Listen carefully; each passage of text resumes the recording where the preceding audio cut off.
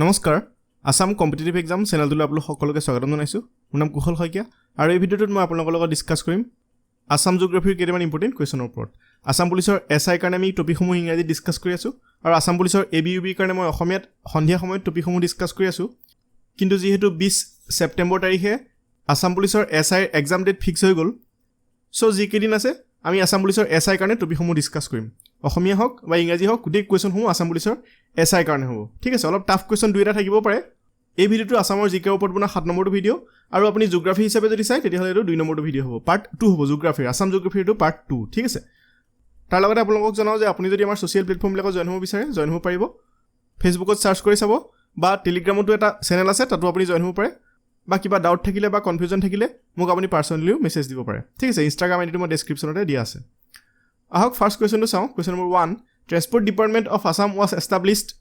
in which year তলৰ যিখিনি option দিয়া আছে আমি অপশ্যনখিনি পঢ়ি দিয়া নাই এই অপশ্যনখিনিৰ ভিতৰত কোন চনত ট্ৰেন্সপৰ্ট ডিপাৰ্টমেণ্টটো এষ্টাব্লিছ হৈছিলে যিখিনি অপশ্যন দিছে তাৰ ভিতৰত কাৰেক্টটো হ'ব 1948 অৰ্থাৎ অপশ্যন বিটো কাৰেক্ট হ'ব 1948ত transport department of Assam establish হৈছিলে মনত ৰাখিব আৰু 1970ত আসাম ষ্টেট ট্ৰেন্সপৰ্ট কৰ্পৰেশ্যনৰ এষ্টাব্লিছ হৈছিলে কেতিয়াবা এইটো আহিব পাৰে when Assam State Transport Corporation was established 1970 when Transport Department of Assam established 1948 ঠিক আছে নেক্সট কুৱেশ্যনটো চাওঁ question number 2 Guwahati T auction centre যাক জিটিএচি বুলি কোৱা হয় চৰ্টত was established in এই বিষয়ে আমি ডিছকাছ কৰিছিলোঁ অসমীয়াত হ'লেও মই আকৌ কুৱেশ্যনটো লৈছোঁ যে গুৱাহাটী টি অকশ্যন চেণ্টাৰটো কেতিয়া এষ্টাব্লিছ হৈছিলে যিখিনি ইয়াত অপশ্যন দিয়া আছে কাৰেক্টটো হ'ব অপশ্যন নম্বৰ ডি 1970 1970 চনত গুৱাহাটীৰ টি অকশ্যন চেণ্টাৰটো এষ্টাব্লিছ কৰা হৈছিলে ঠিক আছে নেক্সট কুৱেশ্যনটো চাওঁ question number 3 which two places has been connected by Bhupen Hazarika bridge Bhupen Hazarika ব্ৰিজে কোন দুখন ঠাই সংলগ্ন কৰিছে যিখিনি অপশ্যন দি আছে তাৰ ভিতৰত কাৰেক্ট হ'ব অপশ্যন চি ঢলা-শদিয়া এইটো একেবাৰে সহজ ঢলা-শদিয়া সকলোৱে জানেই কিন্তু কেতিয়া অপেনিং কৰিছিলে সেইটো সুধিব পাৰে অকণমান টাফ আহিব এছআই এক্সাম চ' ভালকৈ প্ৰিপেয়াৰ কৰক আপোনালোকে অপেন কৰিছিলে 26 মে 2017 তাৰিখে ঠিক আছে 2017 চনত অপেনিং আছিলে এইটো মনত ৰাখি থ'ব আপোনালোকে নেক্সট 4 নম্বৰ কুৱেশ্যনটো চাওঁ আহক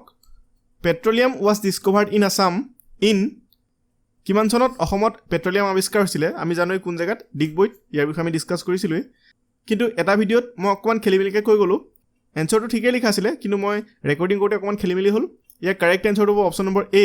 1889ত মনত ৰাখিব 1889ত পেট্ৰলিয়াম ডিছকভাৰ হৈছিলে বা ডিগবৈ তৈলক্ষেত্ৰ কেতিয়া আৱিষ্কাৰ হৈছিলে আগৰ কুৱেশ্যনটো সেইটো আছিলে ডিগবৈ তৈলক্ষেত্ৰ কেতিয়া আৱিষ্কাৰ হৈছিলে 1889ত মনত ৰাখি থ'ব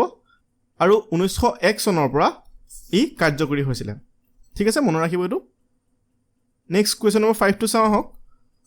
golden langur is found in golden langur ক'ত পোৱা যায়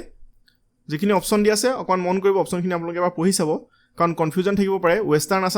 আসাম দুটাত আছে তো ইয়াতো আছে ৱেষ্টাৰ্ণ আসাম তো যিখিনি অপশ্যন আছে তাৰ ভিতৰত কাৰেক্ট হ'ব option number C western Assam and black mountains of Bhutan মই অকণমান ক্লিয়াৰ কৰি দিছোঁ স্ক্ৰীনশ্বট লৈ ল'ব এই কুৱেশ্যনটো ইম্পৰ্টেণ্ট হয় অপশ্যন নম্বৰ চিটো কাৰেক্ট হ'ব western Assam and black mountains of Bhutan তাত কি পোৱা যায় গল্ডেন লংগুৰ পোৱা যায় নেক্সট কুৱেশ্যন নম্বৰ 6টো চাওঁ আহক which of the following is not connected the border of Assam অসমৰ বৰ্ডাৰ তলৰ কোনখন লাগি থকা নাই ভূটান অৰুণাচল প্ৰদেশ নাগালেণ্ড ছিকিম যিখিনি অপশ্যন আছে তাৰ ভিতৰত কাৰেক্টটো হ'ব অপশ্যন নম্বৰ ডি ছিকিম অসমৰ বৰ্ডাৰত ছিকিম লাগি থকা নাই আমি যদি ইয়াৰ ওপৰত অকণমান চাওঁ তেতিয়াহ'লে ছিকিম এইখন দেখিছে ইয়াত আছে আৰু অসম এইখন মেঘালয় লাগি আছে ত্ৰিপুৰা মিজোৰাম মণিপুৰ নাগালেণ্ড এণ্ড অৰুণাচল প্ৰদেশ লাগি আছে কিন্তু ছিকিমখন অসমৰ লগত লাগি থকা নাই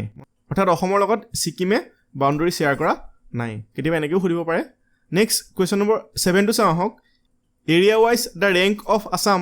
এমং নৰ্থ ইষ্টাৰ্ণ ষ্টেটছ উত্তৰ পূৰ্বাঞ্চলৰ ৰাজ্যখিনিৰ ভিতৰত এৰিয়া ৱাইজ বা মাটিকালি হিচাপত অসমৰ স্থান কি যিখিনি অপশ্যন দি আছে তাৰ ভিতৰত কাৰেক্ট হ'ব অপশ্যন নম্বৰ বি ছেকেণ্ড অৰ্থাৎ ছেকেণ্ড লাৰ্জেষ্ট কি হয় আসাম আৰু ফাৰ্ষ্টখন কি হয় ফাৰ্ষ্ট মাটিকালি হিচাপত ডাঙৰ ৰাজ্যখন হৈছে নৰ্থ ইষ্ট ষ্টেটৰ ভিতৰত অৰুণাচল প্ৰদেশ এই মেপখনতে অকণমান চালে গম পাব অৰুণাচল হৈছে চবতকৈ লাৰ্জেষ্ট এৰিয়া ৱাইজ নৰ্থ ইষ্টৰ ভিতৰত আৰু ছেকেণ্ড লাৰ্জেষ্ট হৈছে আসাম ঠিক আছে নেক্সট কুৱেশ্যনটো চাওঁ আহক question number 8 which of the following north eastern state share the longest boundary with Assam north ইষ্টৰ কোনখন ৰাজ্যই অসমৰ লগত চবতকৈ দীৰ্ঘতম বাউণ্ডেৰী শ্বেয়াৰ কৰে তো যিখিনি অপশ্যন আছে তাৰ ভিতৰত কাৰেক্টটো হ'ব মেঘালয় অপশ্যন চিটো কাৰেক্ট হ'ব মেঘালয়ে অসমৰ লগত চবতকৈ বেছি বাউণ্ডেৰী শ্বেয়াৰ কৰে নৰ্থ ইষ্টৰ ষ্টেটখিনিৰ ভিতৰত ইয়াৰ ওপৰত যদি অকণমান চাওঁ তেতিয়াহ'লে আছামৰ লগত নাগালেণ্ডে শ্বেয়াৰ কৰে 512.1 804.1 কিলোমিটাৰ ইয়াত চাওক মেঘালয়ে শ্বেয়াৰ কৰে 884.9 কিলোমিটাৰ ঠিক আছে মেপখনত যদি আমি আগতে চাওঁ তেতিয়াহ'লে অলপ কনফিউজন হয় কাৰণ মেপখনত মই দেখাই দিছোঁ এই মেপখনত চাওক দেখাত অৰুণাচল লাগে ইমানখিনি বাউণ্ডাৰী অৰুণাচলত শ্বেয়াৰ কৰি আছে কিন্তু হাইষ্ট বাউণ্ডাৰী শ্বেয়াৰ কৰে মেঘালয়ে ঠিক আছে ঠিক তেনেকৈ ইণ্ডিয়াৰ লগত বাংলাদেশে হাইষ্ট শ্বেয়াৰ কৰে দেখাত কিন্তু বাংলাদেশখন অকণমান জেগা লাগি আছে ইণ্ডিয়াৰ যদি মেপখন আঁকো তেতিয়াহ'লে বাংলাদেশ অলপ জেগা লাগি আছে ইণ্ডিয়াৰ লগত কিন্তু হাইষ্ট বাউণ্ডাৰী শ্বেয়াৰ কৰে ইণ্ডিয়াৰ লগত বাংলাদেশে ঠিক আছে আৰু নেক্সট ইয়াৰ ওপৰত আৰু এটা কুৱেশ্যন সুধিব পাৰে যে চবতকৈ কম কোনে শ্বেয়াৰ কৰে ইয়াৰ কাৰেক্ট এনচাৰটো হ'ব ত্ৰিপুৰা আছাম আৰু ত্ৰিপুৰাৰ বৰ্ডাৰ শ্বেয়াৰ কিমান 46.3 কিলোমিটাৰ অনলি বাউণ্ডাৰী শ্বেয়াৰৰ ভিতৰত চবতকৈ শ্বৰ্টেষ্ট কোনে কৰিব ত্ৰিপুৰা আৰু লংগেষ্ট হ'ব মেঘালয়া ঠিক আছে নেক্সট কুৱেশ্যনটো চাওঁ কুৱেশ্যন নম্বৰ 9 ইয়াত মই দিছিলোঁ যে which of the following north eastern state shares the shortest boundary with Assam তো ইয়াৰ যিখিনি অপশ্যন আছে তাৰ ভিতৰত কাৰেক্ট হ'ব অপশ্যন নম্বৰ ডি ত্ৰিপুৰাই সকলোতকৈ কম বাউণ্ডাৰী শ্বেয়াৰ কৰে নৰ্থ ইষ্টৰ ষ্টেটখিনিৰ ভিতৰত ঠিক আছে অসমৰ লগত নেক্সট কুৱেশ্যন নম্বৰ 10টো চাওঁ আহক in which year the capital of Assam is shifted from Shillong to Dispur এই কুৱেশ্যনটো মই অকণমান খেলি মেলিকৈ ডিছকাছ কৰিলোঁ 1972ত আছাম গভৰ্ণমেণ্টে ডিচিশ্যন লৈছিলে যে শ্বিলঙৰ পৰা তেওঁলোকে কেপিটেল দিছপুৰলৈ শ্বিফ্ট কৰিব কিন্তু একচুৱেলি যিটো ফাৰ্ষ্ট ছেশ্যন আছিলে দিছপুৰত 1973হে হৈছিলে চ' 1973 হ'ব ইয়াৰ কাৰেক্ট এনচাৰ অপশ্যন নম্বৰ ডিটো কাৰেক্ট হ'ব 1973 ঠিক আছে in which year the capital of Assam shifted from Shillong to Dispur তো ইয়াৰ কাৰেক্ট এনচাৰটো option number D 1973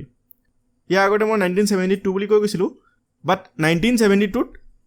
Assam গভৰ্ণমেণ্টে decision লৈছিলে যে তেওঁলোকে শ্বিফ্ট কৰিব মই আকৌ এবাৰ ৰিপিট কৰিছোঁ কথাটো আৰু ফাৰ্ষ্ট ছেশ্যন দিছপুৰত কিমান চনত হৈছিলে 1973 চ' কেতিয়া শ্বিফ্ট কৰিছিলে বুলি সুধিলে 1973টোৱে কাৰেক্ট এনচাৰ হ'ব আৰু এইটোৱে প্ৰতিটো এক্সামতে শুদ্ধ দিয়া হ'ব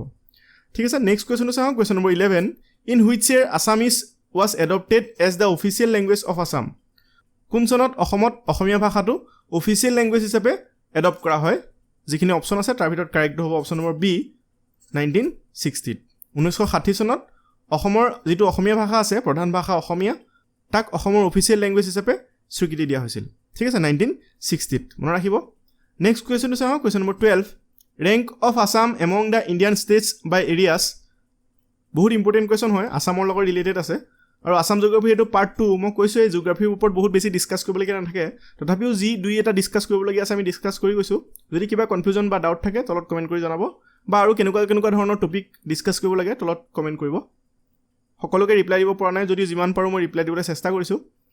তো কুৱেশ্যনটো চাওঁ আহক rank of Assam among the Indian states by areas মাটিকালি হিচাপে ৰেংক কি হয় ইণ্ডিয়ান ষ্টেটবিলাকৰ ভিতৰত যিখিনি অপশ্যন আছে তাৰ ভিতৰত কাৰেক্ট হ'ব অপশ্যন নম্বৰ চি 17 ঠিক আছে 17 ৰেংকত আছে ইণ্ডিয়াৰ যিখিনি ষ্টেট আছে মাটিকালি হিচাপত অসমৰ স্থান হৈছে 17 আৰু অসমৰ মাটিকালি কিমান ইয়াৰ বিষয়ে আমি ডিছকাছ কৰি গৈছিলোঁ 78438 কিলোমিটাৰ স্কুৱেৰ ঠিক আছে 78438 বুলি মনত ৰাখিব 78,438 বুলি মনত ৰখাতকৈ 78438 কিলোমিটাৰ স্কুৱেৰ বুলি মনত ৰাখিব সোনকালে মনত ৰ'ব চ' আছামৰ ৰেংক কি হয় ইণ্ডিয়াৰ ষ্টেটখিনিৰ ভিতৰত এৰিয়া ৱাইজ 17 ঠিক আছে নেক্সট কুৱেশ্যনটো চাওঁ question number 13 population wise the rank of Assam among the states of India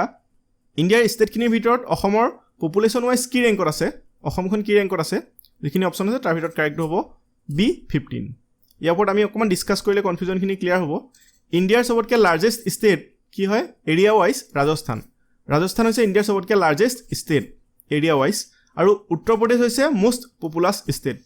অৰ্থাৎ ভাৰতৰ সকলোতকৈ বেছি জনসংখ্যা থকা ৰাজ্য কি উত্তৰ প্ৰদেশ আৰু সকলোতকৈ মাটিকালি হিচাপত ডাঙৰ ৰাজ্য হৈছে ৰাজস্থান ঠিক আছে আৰু এৰিয়া ৱাইজ আমি যদি ৰাজস্থানক ফাৰ্ষ্ট ৰেংকত ধৰোঁ তেতিয়াহ'লে 70 ৰেংকত আহিব এৰিয়া ৱাইজ আছাম অৰ্থাৎ মাটিকালি হিচাপত আৰু পপুলেশ্যনৰ হিচাপত কিমানত আহিব 15 ৰেংকত ফাৰ্ষ্ট কোন উত্তৰ প্ৰদেশ এইখিনি মনত ৰাখিব কুৱেশ্যন আহে নেক্সট 14 নম্বৰ কুৱেশ্যনটো চাওঁ আহক which of the following districts of Assam has the lowest literacy rate সাক্ষৰতাৰ হাৰৰ ফালৰ পৰা অসমৰ কোনখন জিলাত সকলোতকৈ সাক্ষৰতাৰ হাৰ নিম্ন হয় তো ইয়াৰ যিখিনি অপশ্যন দিয়া আছে তাৰ ভিতৰত এটো কাৰেক্ট হ'ব ধুবুৰী অসমৰ ধুবুৰী জিলাৰ সাক্ষৰতাৰ হাৰ বাকী জিলাসমূহতকৈ সকলোতকৈ নিম্ন ঠিক আছে কেতিয়াবা ফাৰ্ষ্টখনো সুধিব পাৰে সবতকৈ বেছি সাক্ষৰতাৰ হাৰ থকা জিলা কোনখন তো কামৰূপ মেট্ৰ'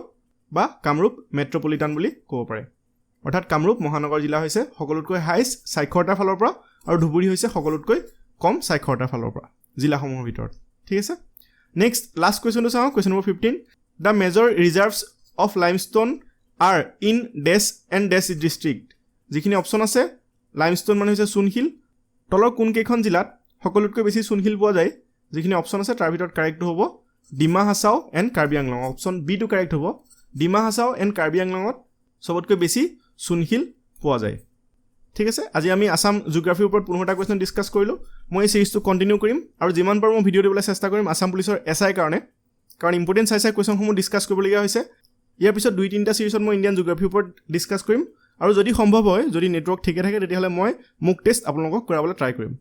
এই ভিডিওটো ইমানেই আমি পুনৰ লগ পাম ধন্যবাদ